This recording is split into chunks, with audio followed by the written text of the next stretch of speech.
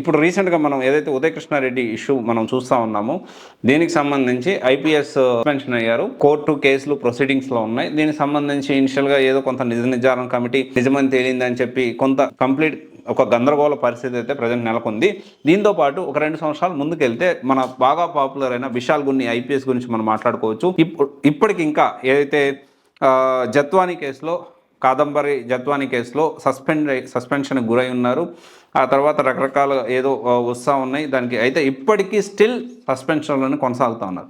అయితే ఇప్పుడు మనం మాట్లాడుకోవాల్సిన విషయం ఏంటి అంటే ఈ ఉదయ్ కృష్ణారెడ్డి ఇష్యూలో కూడా మీడియా రకరకాల కథనాలు ఏదైతే ఉన్నాయో కొంతమంది ఏమో ఉదయ్ కృష్ణారెడ్డిని ఆపోజిట్ గా చేస్తూ తను నిజంగా తప్పు చేశాడని డిసైడ్ చేస్తూ ఉన్నాయి. ఇంకొంతమంది ఏమో తను తప్పు చేయలేదు అని చెప్పి డిసైడ్ చేస్తూ ఉన్నాయి.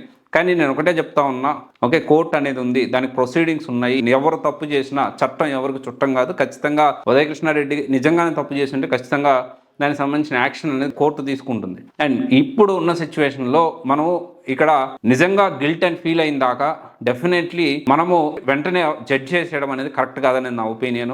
ఏమో సిచ్యువేషన్ ఏంటో ఎలా ఉందో ఏంటి అసలు క్లారిటీగా మనకి తెలియరావాల్సి ఉంది. కాబట్టి కొంచెం మనము సాఫ్ట్గా మనం ఆలోచించాల్సిన అవసరం ఎంతైనా ఉంది. ఎందుకంటే చాలా కష్టపడి వచ్చాడు ఉదయ్ కృష్ణారెడ్డి, చాలా కష్టపడి వచ్చాడు, చాలా రేతిరింబగలు కష్టపడ్డాడు. పేరెంట్స్ లేరు, తల్లిదండ్రులు లేకపోయినప్పటికీ వాళ్ళ నానమ్మ కష్టపడి పెంచింది. సో తను కూడా బాగా కష్టపడి చాలా కష్టాలు ఎదుర్కొని ఈ స్థాయికి వచ్చాడు. అంటే నేనేమంటున్నానంటే సాఫ్ట్ కార్నర్ చూపించని నేను అనట్లేదు, కానీ నేను ఉదయ్ కృష్ణారెడ్డి సైడ్ తీసుకోవట్లేదు. కానీ సో మనము నిజం ఏది అబద్ధం తేలేదాకా మనం వేచి చూడాల్సిన అవసరం ఉంది అనేది నా ఒపీనియన్. ఎందుకంటే ఇప్పుడున్న సిచ్యువేషన్లో తప్పు ఎవరిది ఉన్నా ఎవరు చేసినా కానీ ఒక చిన్న కంప్లైంట్ ఇచ్చినా కానీ కంప్లీట్ సైడ్ తీసేసుకొని తప్పంతా మగాడిదే అని అలాంటి సిచ్యువేషన్స్ ఉన్నాయి. కాబట్టి దీంట్లో ఆ సిచ్యువేషన్స్ ఉన్నాయి నేను అనట్లేదు, కానీ ఇది కొంచెం ఆలోచించండి. ఇంకోటి వచ్చేసి ఏంటి అంటే సో అసలు ఐపీఎస్కి వచ్చే అధికారాలు ఏంటి, ఐపీఎస్ సస్పెన్షన్ అయితే దానికి సంబంధించి ఎలాంటి డిమెరిట్స్ ఉంటాయి అనేది ఈ వీడియో డిస్కస్ చేయడానికి ప్రయత్నం చేద్దాము. మెయిన్గా power, authority, good pay, official vehicle, security, medical benefits, allowance, house rent జనరల్గా ప్రొవైడ్ చేస్తారు. డిమెరిట్స్ విషయం చూసుకుంటే దానికంటే ముందు అసలు క్యాడర్స్ ఎలా మనకు స్టెప్ బై స్టెప్ వెళ్తుంది మనం ఒకసారి గమనిస్తే ASP assistant superintendent of police నుంచి ఎస్పీగా, డిఐజీగా, తర్వాత ఐజీగా, తర్వాత అడిషనల్ డైరెక్టర్ జనరల్ ఏడీజీగా, డీజీపీగా, డైరెక్టర్ జనరల్ ఆఫ్ పోలీస్, ఇవన్నీ హై లెవెల్ వరకు వెళ్ళేదానికి అవకాశం ఉంది. అండ్ అయితే ఇక్కడ ఏంటి అంటే ఈ సస్పెన్షన్ అయితే ఇదేం డిస్మిసల్ కాదు. ఓకే, సస్పెన్షన్ అంటే జనరల్గా ఏంటి అంటే అఫీషియల్గా ఎలాంటి డ్యూటీస్ ఉండవు, అఫీషియల్గా క్వార్టర్స్ ఇవ్వరు, అఫీషియల్గా ఎలాంటి ఫెసిలిటీస్ బెనిఫిట్స్ ప్రొవైడ్ చేయరు. బట్ శాలరీ కూడా కొంత తక్కువ శాలరీ అయితే ఇస్తారు కంపారిటివ్లీ డ్యూటీలో ఉన్న దానికంటే. దాంతోపాటు ఏంటి అంటే ప్రమోషన్స్ డిలే అవుతాయి. ఈ క్రిమినల్ కేసెస్ ఇలాగే ప్రొసీడింగ్ అవుతూ గిల్ట్ అండ్ ఫీల్ అయితే డిస్మిస్ల్ అయ్యేదానికి కూడా ఛాన్స్ ఉంది. అలా డిస్మిస్లు ఎవరైనా అయ్యారా, అసలు ఒక్కరు కూడా అవ్వలేదు అనేది కాదు, చాలామంది అయ్యి ఉన్నారు.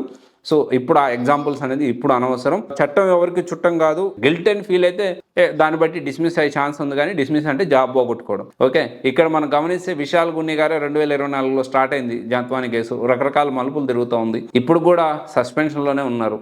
Okay, almost it's been more than 2 years. ఇది మనం అర్థం చేసుకోవాల్సిన విషయం. కాకపోతే మెయిన్గా ఏంటి అంటే ప్రమోషన్స్ డిలే కావడం, ఈ రెప్యుటేషన్ అనేది కంప్లీట్గా ఇబ్బంది పడ్డము, అండ్ కొంత మెంటల్గా కూడా ఇబ్బంది పడడం అవుతూ ఉంటుంది. So anyway guilt and feel అయ్యేంత వరకు కూడా ఈ ఇన్వెస్టిగేషన్ జరిగినంత సేపు కూడా కొంత ఇబ్బందికరంగానే ఉంటుంది.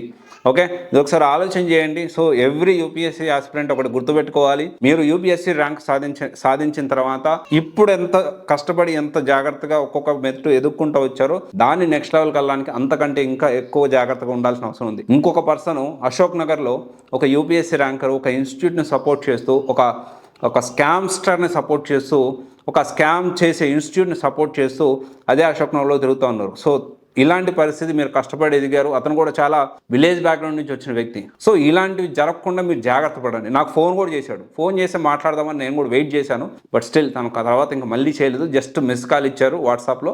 నేను మళ్ళీ వాట్సాప్లో అతనికి నేను మళ్ళీ కాల్ చేశాను. సో ఒకటే చెప్తా ఉన్నా, మీ కెరియర్ మీరు చూసుకోండి. ఓకే, సో ఈ ఇన్స్టిట్యూట్లు కొంతమంది యూపీఎస్సీ ఇన్స్టిట్యూట్లు వాళ్ళ చేతిలో మీ కెరియర్ని స్పాయిల్ చేసుకోవద్దు. ఓకేనా, ఇది నేను ఫస్ట్ నుంచి చెప్తా ఉన్నా. ఇది ఒకసారి ఆలోచన చేయండి. ఓకేనా, thank you. This is Raj signing off.